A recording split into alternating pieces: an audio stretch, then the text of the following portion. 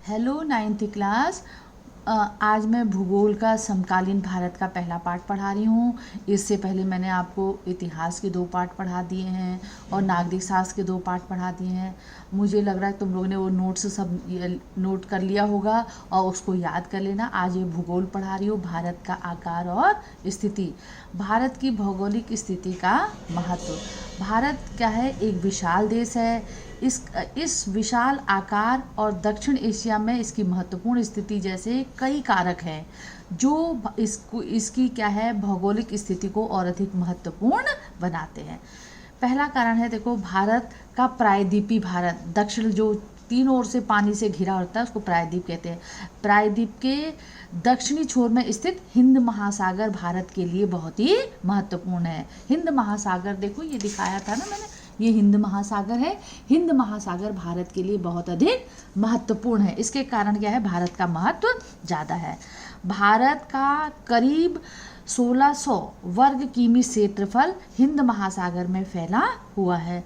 Europe, Africa तथा पश्चिमी Asia के देशों को पूर्वी देशों जैसे जापान, ऑस्ट्रेलिया और चीन के साथ जोड़ने वाला पारास महासागरीय जलमार्ग भारत के नज़दीक के महासागर हिंद महासागर से गुजरता है, जिससे क्या है, भारत के व्यापारिक संबंध मजबूत होते हैं।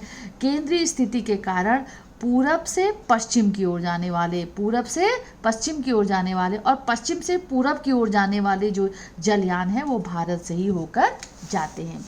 ग्रीनविच रेखा के पूर्व में स्थित होने के कारण क्या है, भारत पूर्वी गोलार्ध के मध्य में केंद्रीय स्थिति लिए हुए है। अपनी महत्वपूर्ण भौगोलिक स्थिति के कारण प्राचीन काल में भारत में पश्चिम में स्थित अरब देशों के साथ और दक्षिण पूर्व एशियाई देशों के साथ, सुदूर पूर्व के देशों के साथ व्यापारिक और सांस्कृतिक संबंध स्थापित कर लिए थे। तीसरा है, प्रायद्वीपी भारत 3 ओर से सागरों से घिरा हुआ है, जिसके पूर्वी और पश्चिमी तट रेखाएं न केवल सिर्फ सपाट और विस्तृत हैं, वरन क्या है, अनेक महत्वपूर्ण पत्तन बंदरगाह इसमें स्थित हैं। ये पत्तन क्या है, भारत को अतिरिक्त व्यापारिक मुनाफा उपलब्ध कराते हैं।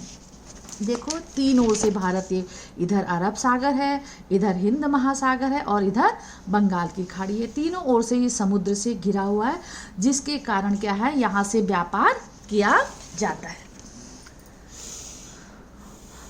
1865 में स्वेज नहर खुलने से पहले क्या है, भारत को यूरोप से समुद्री व्यापार करने के लिए अफ्रीका के दक्षिणी छोर से होकर जाना पड़ता था। और ये स्वेज नहर खुल जाने के बाद क्या है, अपनी स्थिति के कारण भारत और यूरोप के बीच दूरी लगभग 7000 किमी कम हो गई है। मतलब व्यापार करने के लिए स्वेज नहर खुलने के बाद नज़दीक हो गया है यूरोप उनके लिए, भारत के लिए। अपनी केंद्रीय स्थिति के कारण ही पूर्व और पश्चिम के देशों से अंतर्राष्ट्रीय संपर्क करने में बड़ी सहायता मिलती है।